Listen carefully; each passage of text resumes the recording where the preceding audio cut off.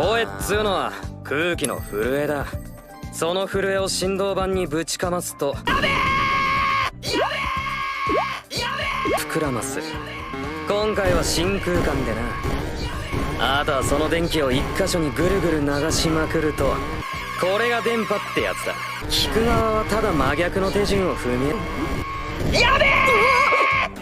Hello everybody, Megazord X here. I'm back at it again to give y'all another exciting Dr. Stone episode review, and this time I'm going to be reviewing episode 20, The Age of Energy. And if you haven't already checked out my episode 19 review over Dr. Stone, you can go ahead and click that card in the corner and check that video out, and then come back and bounce back and watch this one though. But overall, this one obviously has like a different tone and setting compared to the previous episodes, because off of the previous episodes, you know, we had that, you know, basically that preemptive strike from Tsukasa's empire against, you know, Senku and the whole village and everything else though. But this one was a whole, you know, a lot more laid back, because now we're in like the calm before the storm, so to say.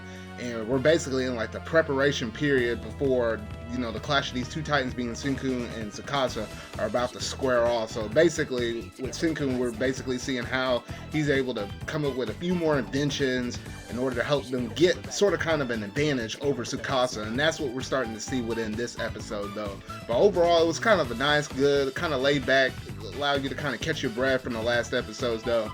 So without any further ado, let's go ahead and dive up straight up into this Dr. Stone review.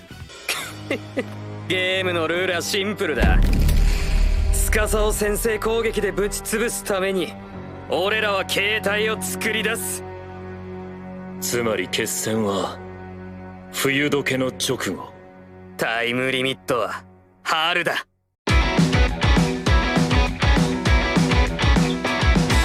ゼロに達して今をかけて流れる赤い血のよ、背を引いて殻を割って咲いた花の模様をつなげてし、筆を持って取り戻してく命、目に見えないルーレがイコールイコールを探しに行く。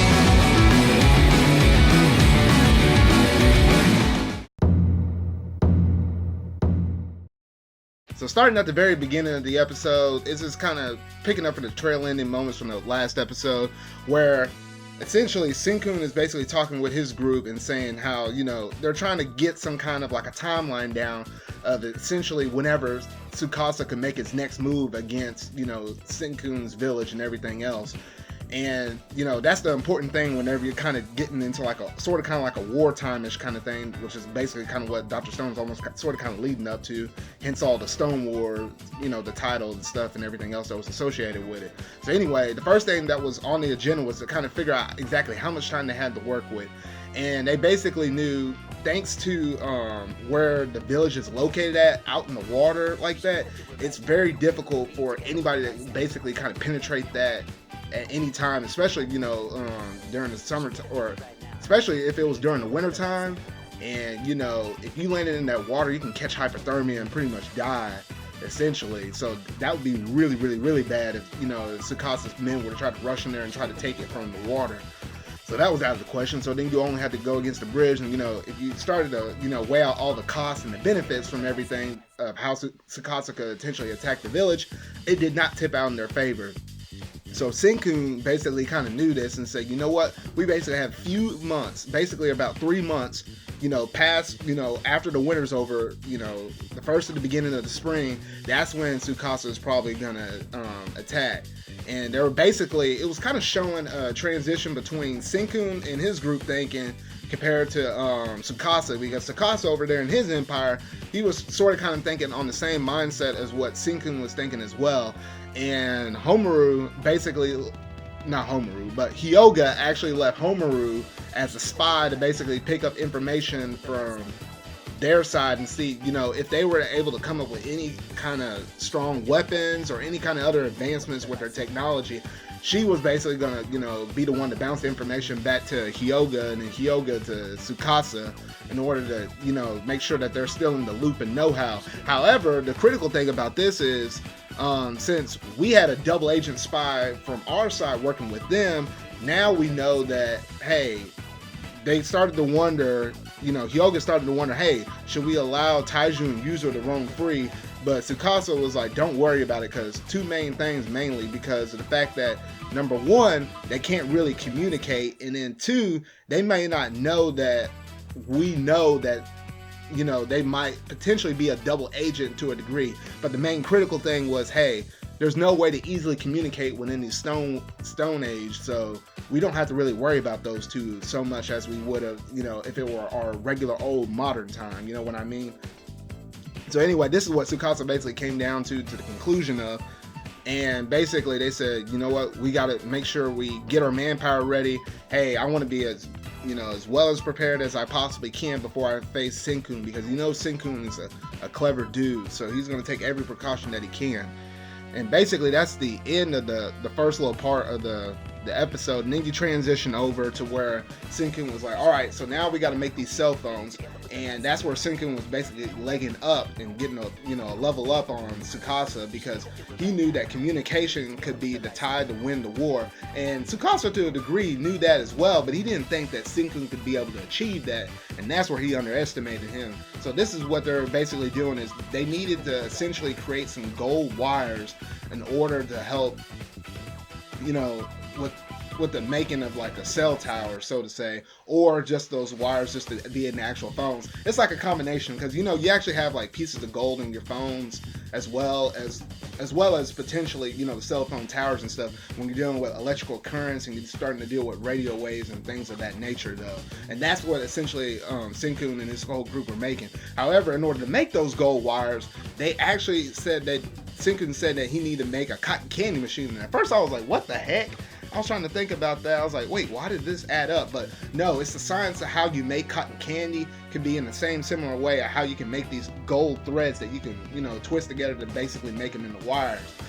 But because of how rare gold is, we can't just immediately jump to the conclusion of, hey, let's go ahead and throw the gold up in there and make it. No, we got to test it out first. So they made cotton candy as a way to make sure that, hey, if we can make the cotton candy right, we can make the gold threads right.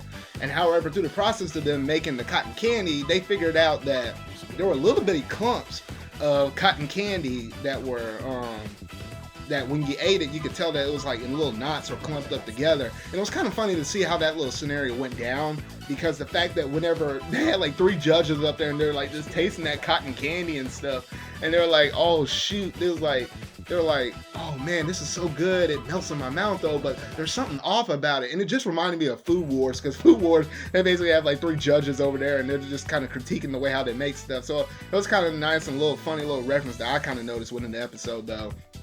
But it was also really interesting to see how Kohaku and Rui and as well as Suika and all the rest of them, how they reacted to tasting cotton candy for the first time, because you got to think about it, these people in the Stone Age, they never had candy before. So the matter of fact that, you know, this is their first time having it, you know, that just put everybody at shock and awe of like, oh man, this stuff is really good, man. And I really want some piece of candy too if I was back in the Stone Age, because man, I can't live without my sweets. I'm just being honest with y'all.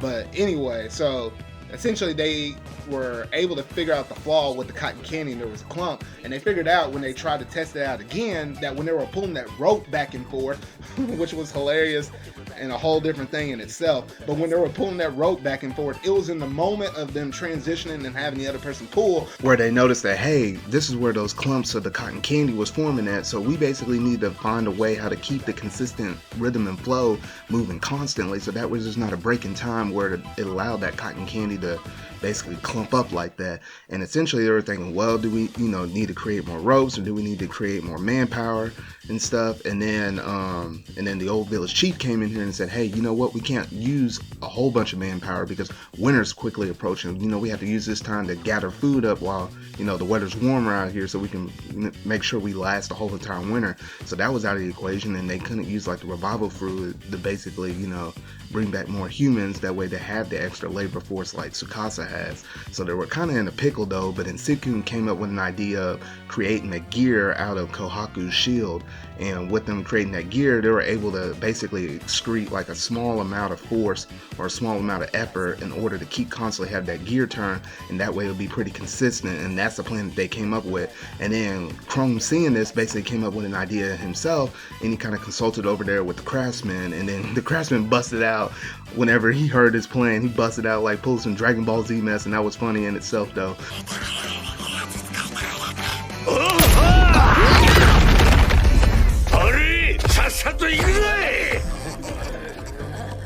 But apparently they came up with a really good idea, and they went off somewhere for like a few days, and essentially by the time they got back, oh man, this dude over here, oh gosh, they were poop. But during that time, real briefly, whenever they were creating that cotton candy, they also decided, hey, you know what, let's give that cotton candy to that one woman that's basically the spy that's kind of keeping an eye out on them, and say, hey, basically they were kind of doing like some mental warfare, so to say, because they were thinking, hey, if we can find a way to kind of persuade Homaru, who's that spy, if we can persuade her to basically join us, because, you know, Senku noticed that they were basically being watched, and he kind of had a perceptive eye about that. If we can find a way to persuade her, hey, then we might have a little bit of advantage over Tsukasa. And it was a long shot though, but they basically gave her a little bit of cotton candy, and we can tell just by the way how, you know, she took that first lick, you know, moments later, that she really enjoyed it. So I'm kind of curious to see how her character is going to play out, and the matter of fact, will she actually, you know, join Senku's team and be able to be swayed to the other side like one of the other previous members though. 人なめ即死。さすがにありえない。